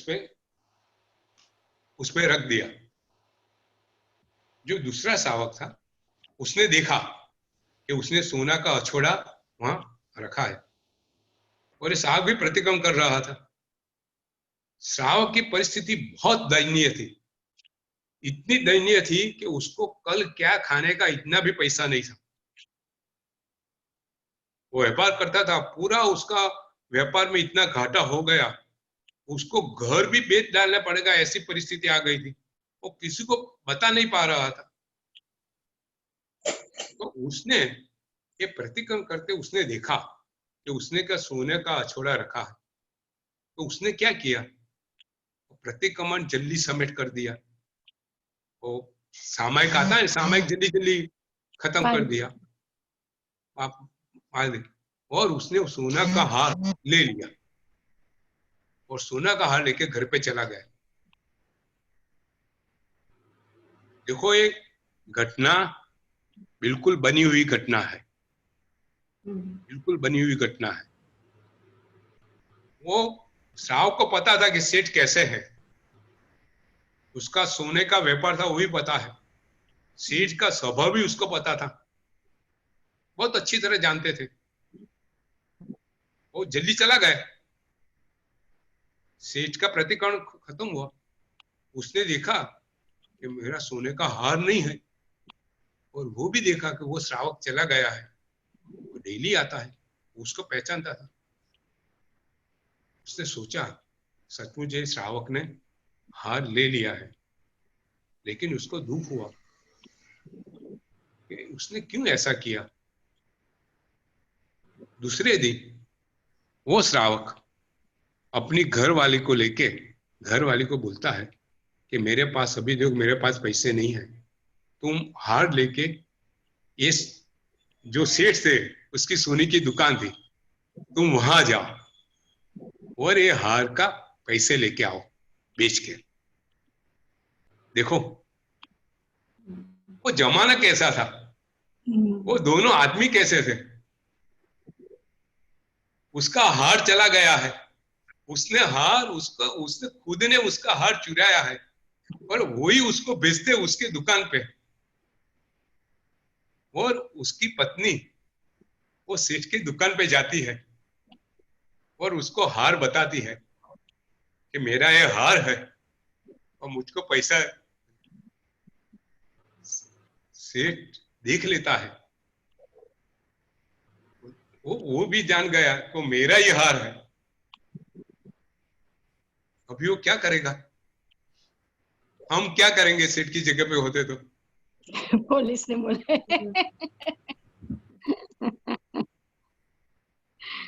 वही तो बात है, हमारा धर्म के अनुभूति हमारे अंदर कहाँ तक गई है, धर्म ने हमको क्या सिखाया है, वो हमारा यही बात है। वो सेठ कुछ नहीं बोलता, उसको अपने आदमी को बोलता है कि उसका वजन कर लो और जो पैसा है उसको दे दो। घना ऊंचा विचार। और उसकी पत्नी को कुछ पता नहीं, पत्नी चली जाती है, सेठ की आंखों में से आंसू निकलते हैं कि मेरा ऐसा यहाँ होने पर भी मेरे एक साधर्मिक को चोरी करना पड़ता है, वो भी प्रतिक्रमण में, तो मैं कैसा, मेरी संपत्ति किस काम की। देखो घटना वही है, घटना एक चोर ने चोरी की वही है, लेकिन ये सेठ की मनोवृत्ति देखो, सेठ की प्रतिक्रिया देखो, सेठ का रिएक्शन देखो आप, उसकी आंखों में आंसू है कि मेरे नगर में, मेरे शहर में, मेरे गांव में एक साधर्म की एक दशा और मैं कुछ नहीं कर रहा हूं, मेरा प्रतिक्रमण क्या काम का। वो पैसे जो है अछोड़े से ज्यादा पैसा उसको देते हैं और उसको कुछ बोलता नहीं, वो उसको पता है। देखो जो आदमी चोर करता है उसको पता है कि उसका हार ही चोर करना चाहिए, दूसरा का हार मैंने चोरी किया तो मैं जेल में जाऊंगा। वो सेठ की जो मानसिकता है, सेठ की जो उसकी जो छाप है वो आदमी को पता है। और फिर बात तो ऐसी है, फिर ये सेठ का जो धंधा है वो पैसा दे देता है और वो फिर बाहर आ जाता है और फिर वो भी बहुत पैसा कमाता है और फिर वो ऐसा पूरा पैसा लेके, डबल पैसा लेके सेठ के पास जाता है, नहीं लेता सेठ, बोलता है कि मैंने जो आपको हार दिया है वो हार मुझको वापस करो। सेठ कहता है अभी हार आपको वापस नहीं होगा और तुम्हारा पैसा भी होगा। बहुत बढ़िया घटना है। ये अपने जो श्रावक है ना, ये लेवल के श्रावक थे। बहुत ऐसे, बहुत ये सवाई सोमा जो टूक है पालीताना में बनी है ना, ऐसी घटना से बनी है। कभी ये प्रसंग में लूंगा, लेकिन हमारे वहां ऐसी घटना है। ये जैन धर्म है ना, ये लौकिक धर्म नहीं है, लोकोत्तर धर्म है। लोग जो क्रिया करते हैं ना, प्रतिक्रिया करते हैं, वो अलग है, और जो लोकोत्तर धर्म, जो प्रतिक्रिया करने का जो धर्म है, वो अलग है। हमारा धर्म हमको ये सिखाता है कि ऐसे दुख के समय में आप ऐसे, आपकी प्रतिक्रिया होनी चाहिए, और सुख के समय में आपकी प्रतिक्रिया ऐसी होनी चाहिए। नीलम बहन बहुत बढ़िया, बहुत बढ़िया, एक्सलेंट समझाया अंकल आपने। ये हमारी आई ओपनिंग है। हमारा ऐसे प्रतिक्रिया कैसी होनी चाहिए हर एक कार्य पे, जैसे हमारा कर्म उससे बनता है ना। वो चोर ने चोरी किया, उसने जो कर्म बंधा जो वो है उसकी बात छोड़ो, वो हमारे विषय का बात नहीं है। हमारा विषय है हम क्या कौन से कैसे कर्म बांधते हैं। આપણે રિએક્શન હોવી જોઈએ, બરોબર છે. બરોબર.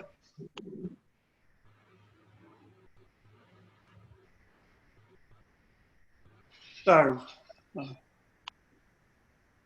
છે કોઈ ક્વેશ્ચન બીજો? અંકલ ખબર નહીં આ ક્વેશ્ચન પણ મનમાં વિચાર આવ્યો કે આપણે એમ કે સુખ અને દુઃખ આત્માને થાય છે, બરાબર, અને શરીર અને આત્મા અલગ છે. હા. તો હમણાં કેમ આપણને કાંઈ પણ વસ્તુ થાય તો આપણને બહુ દુઃખ થાય શરીરના લેવલ ઉપર? ખરેખર એ શરીરના લેવલનું દુઃખ નથી. તમે સમજો, શરીર તો પૂતગળ છે, બરાબર છે. શરીર તો પૂતગળ છે, પણ શરીરમાં ધારો કે કઈ વાગ્યું, બરાબર છે, કશું વાગ્યું તો આપણને દુઃખ થયું. એ દુઃખ કોને થયું? આપણને, એટલે આપણા આત્મ તત્વને. કઈ ચૈતન્ય તત્વ એ આત્માને છે, ચૈતન્ય શરીરનો ગુણ નથી. બરાબર. એ જ્ઞાન મળ્યું, જે આપણને જે વેદનાનું જ્ઞાન મળ્યું, એ કોને મળ્યું? આત્માને મળ્યું. એ વેદનાના જ્ઞાનથી આત્માને દુઃખ થયું.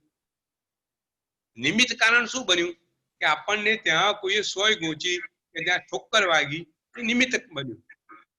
હવે તમે સમજો કે બધા આત્માને સરખું દુઃખ થશે? તો જે આત્માની જે રીતની પાત્રતા એ રીતનો દુઃખનો અનુભવ કરશે. બરાબર. તો એ પાત્રતા એ શરીરની પાત્રતા નથી, આત્માની પાત્રતા છે. જે બેન સાધ્વી બન્યા અને માથે એક્સિડન્ટ થયો અને માથે ઓપરેશન કરાયું, તો એને શિષ્ય આગળ ઓપરેશન કર્યું, એમને દુઃખ તો, વેદના તો એને ચૈતન્ય, એની ચેતાતંત્ર તો ચાલુ હતી, વેદનાનું સેન્સેશન તો એમને બી જતું હતું. એમને વિચાર્યું, એમને મનને અલિપ્ત કરી દીધું. એમને પોતાને કે આ મારો આત્માનો ગુણ છે, મને એની વેદના થાય જ કેમ? એ શરીરની જ વસ્તુ છે.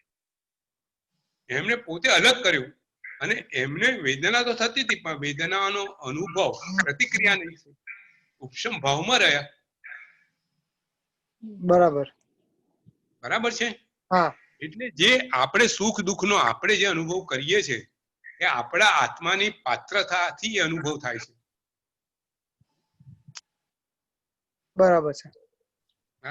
કોઈ આંબેલ કરે, ધારો કે ઉપવાસ કરે અને એને આંબેલથી સહન ના થાય, ખાવાનું છોડી દે, અને બીજો આંબેલનું આરામથી ખાય, બંનેની પાત્રતા અલગ અલગ થઈ ને. આંબેલનું ખાવાનું ત્યાંનું ત્યાં છે, ટેસ્ટલેસ છે, બરોબર છે.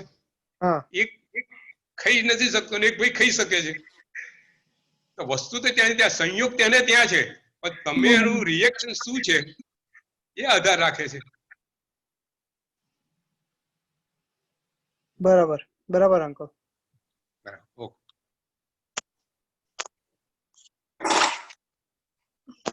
સારું, ઓકે. આપણે જીનાજ્ઞાન વિરુદ્ધ કઈ બી બોલાવે તો માફ કરજો.